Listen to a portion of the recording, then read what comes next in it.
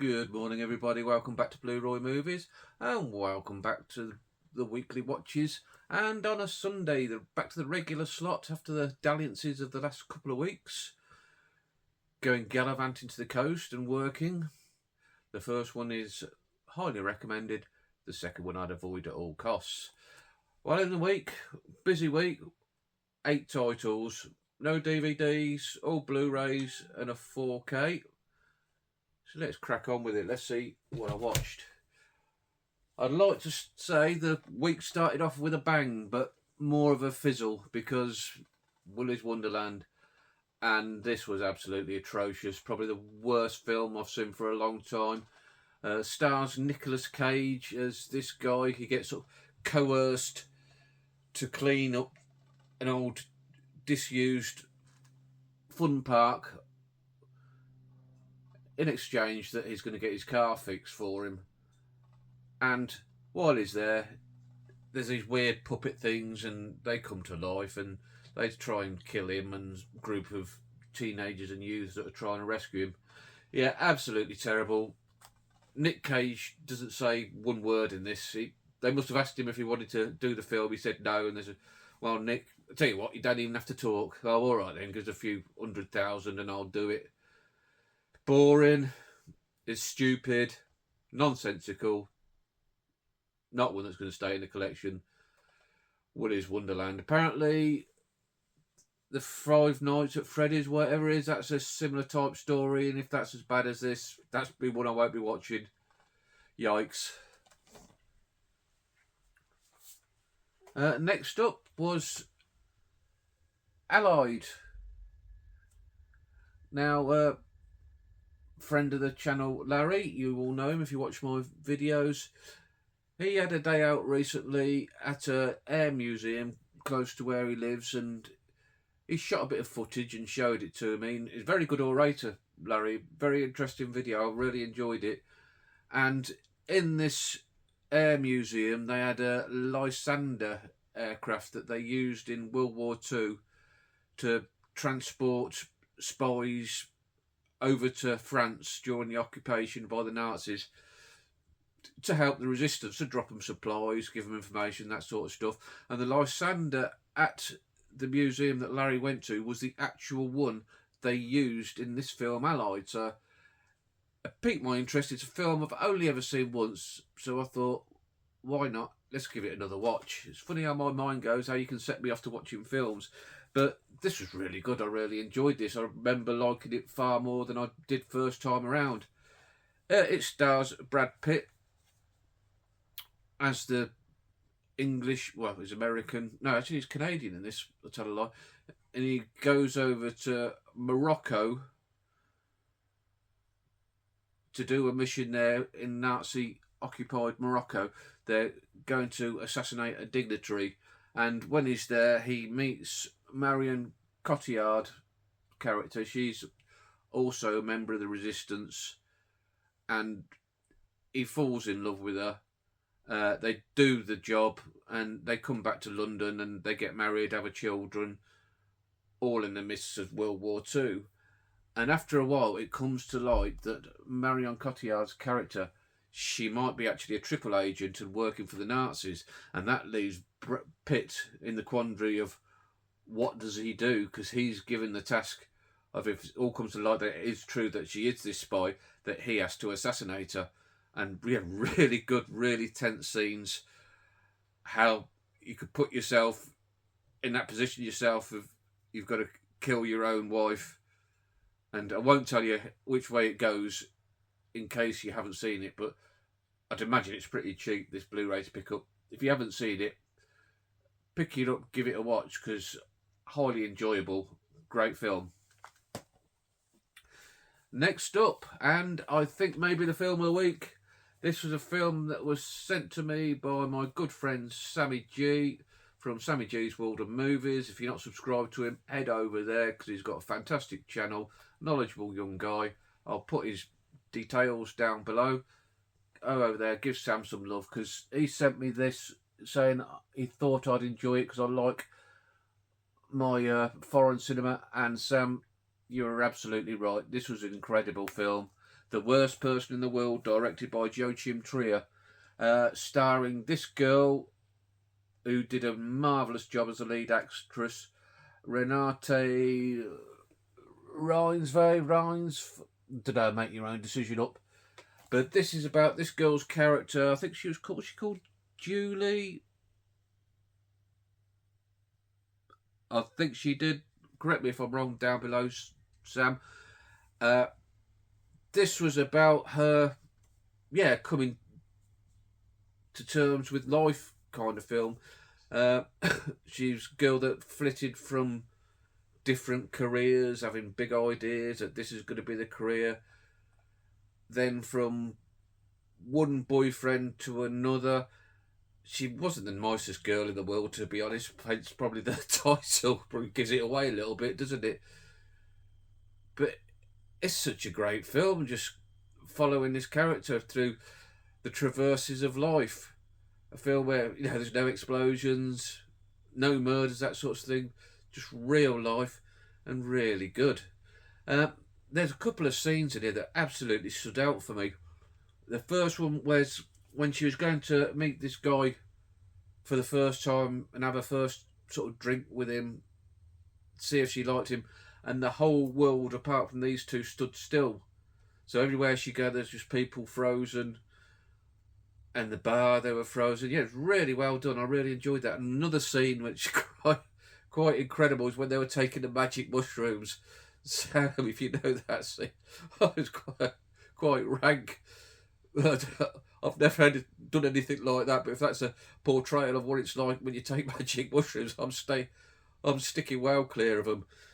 It's wonderfully directed. It's beautifully shot. It's Norwegian film set in Oslo, and it just looks like a fantastic city on the banks of a fjord. Do fjords have banks? I don't know. But certainly a place, just by looking at this, that I'd love to go and visit, but I doubt I'll ever get to Norway. Probably the closest I'll get to a fjord is Mrs. Blu-Roy's old Fiesta, but there you go. Yep, Sam, absolutely blinded. Thanks for sending that my way. Want to check out more of Trier's work now. There's one called Thelma, I think, that looks quite interesting. I might look in and grabbing that one. Have you seen any more of his work, Sam? Let us know. Yeah, absolutely wonderful stuff. Thanks once again, Sam. What a guy. And next up, going on a completely different direction to that film, this is a favourite film of my dad's and a film he let me have out of his collection, and it's back to Basil Dearden. He's been cropping up a lot in the circle recently, and he's back again with The League of Gentlemen. Now, what a great crime caper film this was. It stars Jack Hawkins, who's always wonderful in everything he does, and he's an ex-army officer, and he gets together a group of other army officers, all with a bit of a past to them. They've all got bit dark characters, but they're all jolly good and all that, including Richard Attenborough, who's one of my favourite actors, with their plans of pulling off a bank heist of gold bullion of the likes that had never been seen before. Yeah, really excellent heist film.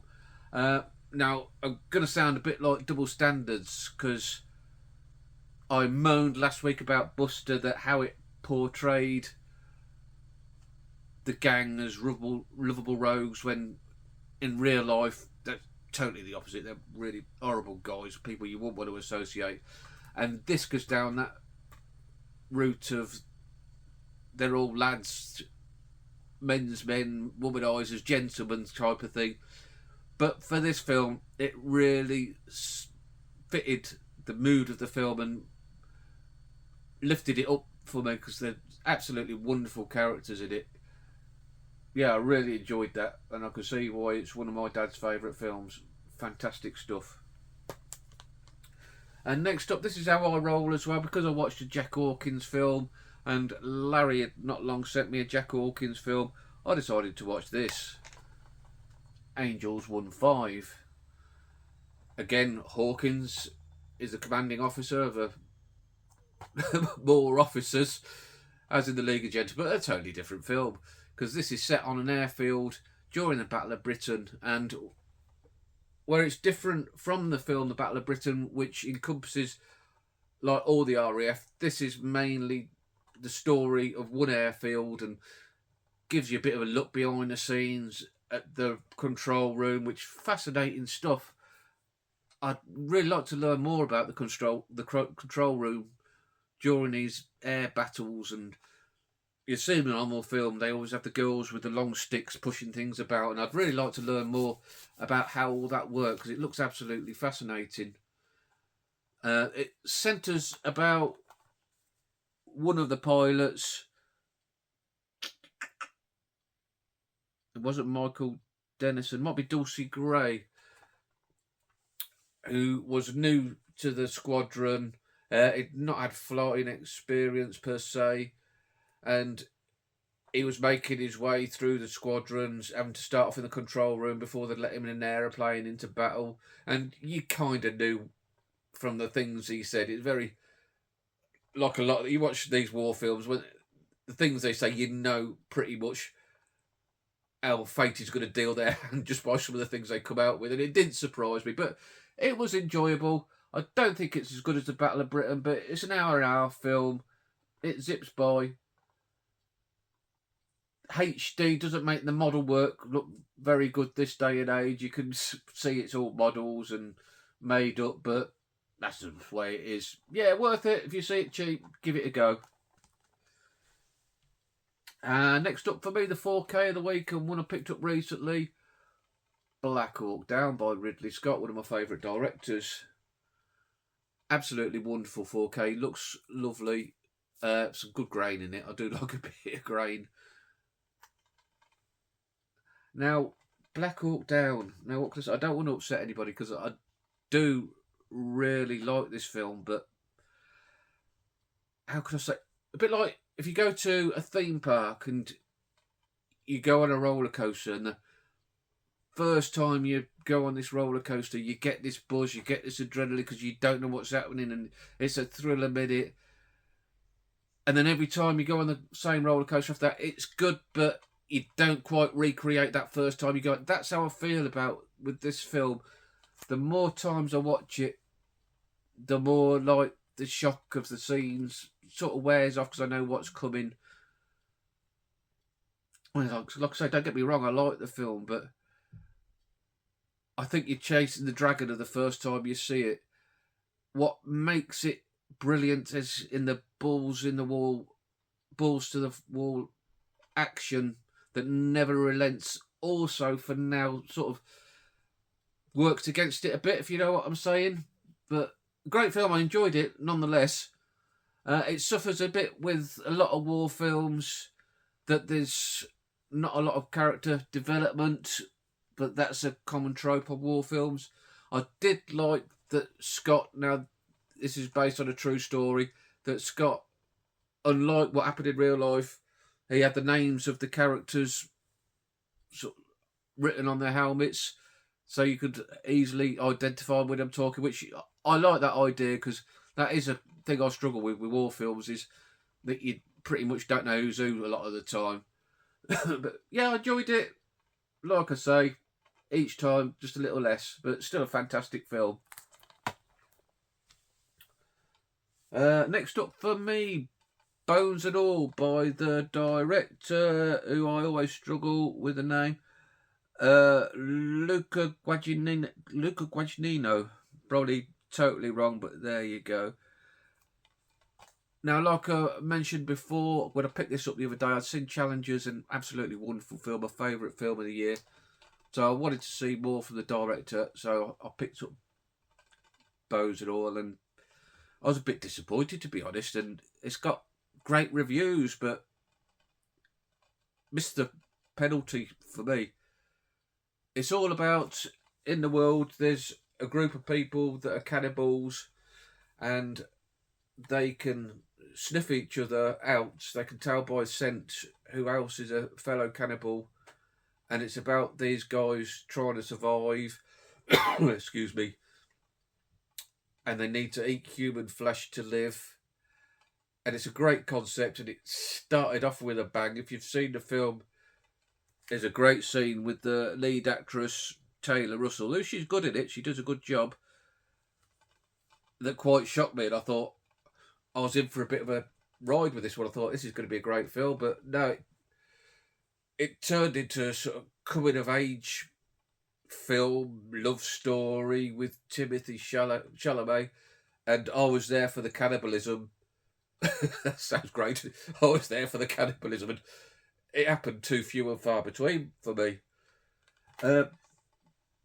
Mark Rylance is in this, and Mark Rylance was brilliant and stole every scene he was in, but unfortunately he had far too few scenes. So not one that I don't think I'll rush back to. May keep it in the collection. I'll have a think about it, see how I feel, but it's taking up a valuable space, and spaces are the premium, as guys are like. Yeah, it's all right. Not the best. Bit disappointing. And last for the week, but by no means least, Howard Hawks' Rio Lobo, completing his John Wayne trifecta of films with a similar plot, where they end up holed up in the jail with a bad guy, with people trying to get at him. This was Hawks' last ever film, and it went out on a bang. It's a great film. Personally, I think out of the three films, it's the worst one. But when I say worst, my least favourite, because I still enjoyed it. I think it suffered a little bit from the lack of great characters that the first two did. No Robert Mitchum, although you do get his son Christopher in this one, like you did in El Dorado. He was in that as well. No Dean Martin. No Ricky. Oh God, his name's gone out of my head. No, it's gone. But you know what I mean. The one great character they had was Jack Elam. Absolutely wonderful character actor. Again, he was one of my dad's favourites actors, and Dad always used to say, like they say with Sean Bean these days, he always gets killed in his films, but he lived this one out. Yeah, it was good. Good addition to the library, and thanks again, Larry, sending that over to me. Like I say, third, I reckon. I think it goes Rio Bravo, El Dorado, then this one, but all good films. It's under 2 hours. It zips along. Great stuff. So, that was it for the week. Have you seen any of those? What do you think? Am I bang on? Am I wide of the mark? I probably am, but there you go. Who cares? Thank you very much. Give me the thumbs up if you like what I've done today. Maybe think about subscribing if you want to hear more of this twaddle. We'll be back again next Sunday for some more. Get out, enjoy the sunshine, and you'll be good. Ta-ra.